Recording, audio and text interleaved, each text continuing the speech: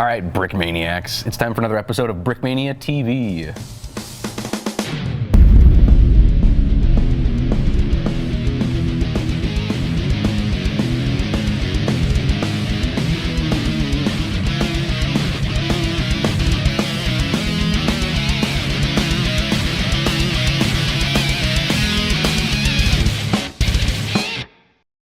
Today on Brickmania TV, we have the P-38L Lightning, designed by Cody Lando. Cody, let's get right into it. All right. A little bit of history first. A little bit of history. A little bit of history first. Well, just a bit. Okay, just a bit. I'll try to do just a bit. Paraphrase. So, in 1937, whoa, this started being developed. All right. Yeah. So it was a very tall order to fill because at that time, America only had like biplanes for their military. Really slow, derpy biplanes.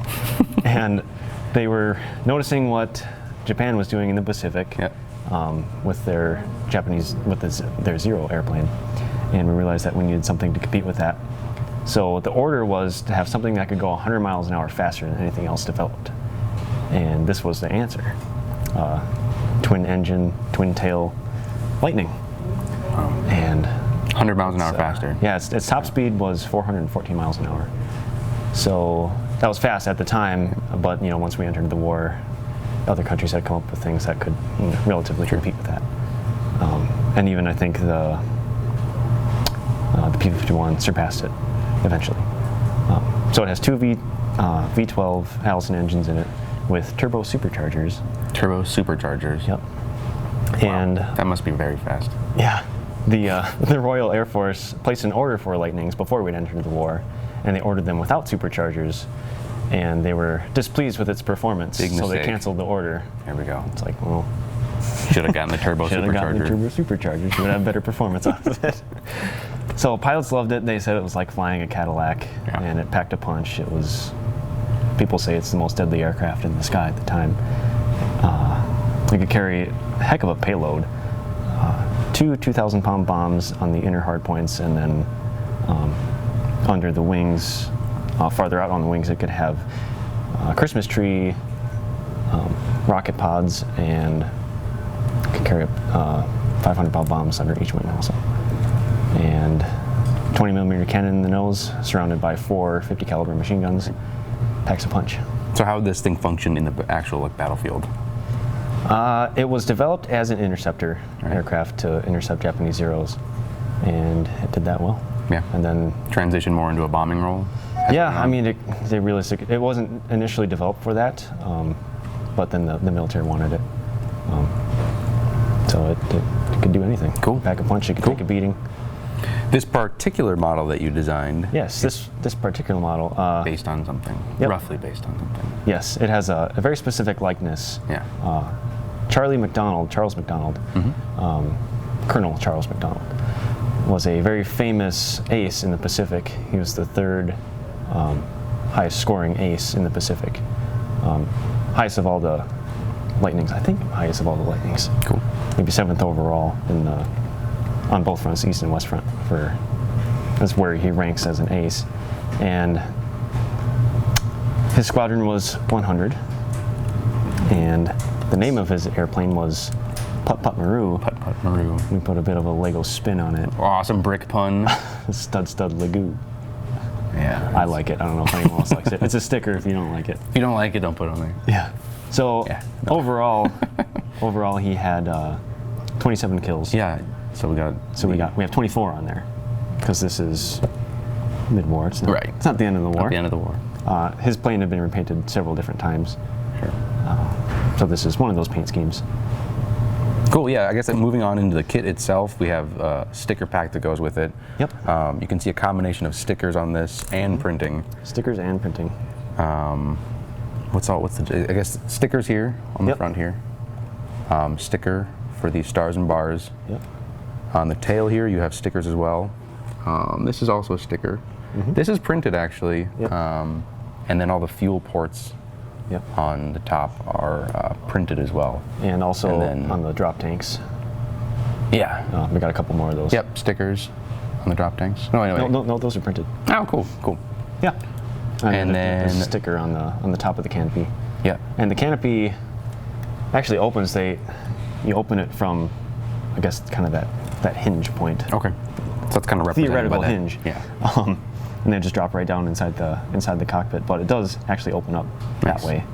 And then you can also raise these arms up. That's just to get the figure in there easier. Yep. It wouldn't actually do that, correct? Yeah. They actually have no step stickers on there. No step. Not to step on those railings, on those bars. And yeah, so I got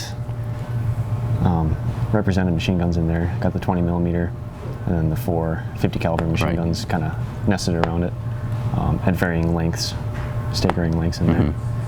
And spinners, fidget spinners. This kit comes with 2 fidget spinners. Yeah. And good deal. Yeah, and a landing gear that yeah, show the landing gear. folds up pretty nicely. I was pretty satisfied with it.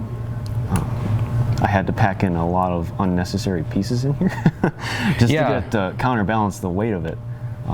The real airplane has 2 very heavy motors mounted towards the front of it. And 5 machine guns. And 5 machine guns, which add a lot of weight. Yeah, it has a ton of weight. So you were trying for quite a while to get this thing balanced. I lost some hair trying to develop this and trying to get it balanced. And it is close. Yeah, it passes the bar, I think. When a minifigure's in the cockpit, you were telling me it's a bit more, balanced a bit better that way. It balances just fine. There are other things you can do to get it to balance better, and I'll get into that in a minute when I get the landing gear back. So when you bring the landing gear out, there's a couple plates that kind of hug that, so you can kind of close the landing gear right back down around or close the doors right back around the landing gear. So it holds those it in nice. right nice in place. And this is canted all the way forward. As far as you can go forward. Yep. So flip. So what you can do, what I've kind of done here is you take, it's not necessary, it's just if you need it, if you have very uneven tables in your house or wherever you're displaying it, if you're on a level surface, it should balance all right. Yep. And so you can remove the 1x4 tile underneath because you really can't see it anyways, and this 1x2 tile on the corner on the back because you just really can't see it. Otherwise, it's right there. So if you want a cleaner look, you can keep them on. If you don't, but it is a close. It's just fine. It is a close balance. You can kind of see it there, but it'll stay forward. Yep. So yeah, it's. But you were. It's just fine. You were very frustrated about that. I was extremely. I packed as much weight as I could in the front. Yeah. And I made this as light as I could. This is really just. Studs out and studs out. Yeah. Just plates going back. Yeah. There's. I mean, in real life, it's just like pretty much empty, right? Yeah. Yeah, it's just empty, and these are the boom rooms. So there's not a whole lot of weight on the airplane in real life. So in the back, so. And actually, the real life aircraft actually sits back about this steep. Yeah. So, you had to do that just to make it balanced. So. I had to do that. What else we got on here, man? Some other cool build features. No, that's nothing. That's about it. That's about it.